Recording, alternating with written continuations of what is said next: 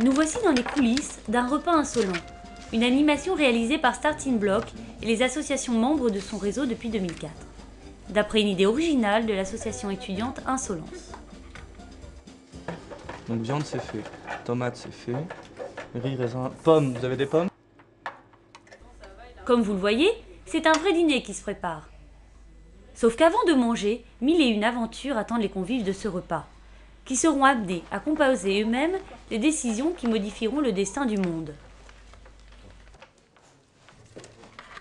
Alors, je m'appelle Alec et je suis bénévole à Starting Block depuis un peu plus d'1 an, essentiellement sur le repas insolent, donc dans lesquels à chaque fois ça porte sur des thématiques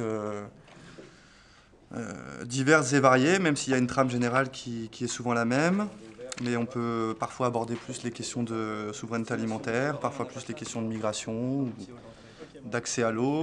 Je crois que les gens, ce qu'ils y retrouvent, c'est l'aspect convivial, l'aspect symbolisation de concepts ou de chiffres qui restent en général plutôt des chiffres ou des concepts abstraits. Et puis c'est un moment sympa qui dure plusieurs heures, donc ça laisse le temps de... il y a aussi, je pense, l'aspect des nouvelles rencontres entre personnes d'autres associations, d'autres étudiants, etc. Le repas insolent symbolise bien l'esprit de l'association.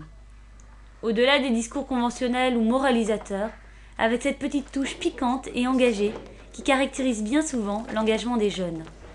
C'est une animation qui donne la parole à ses participants et qui se reconstruit sans cesse.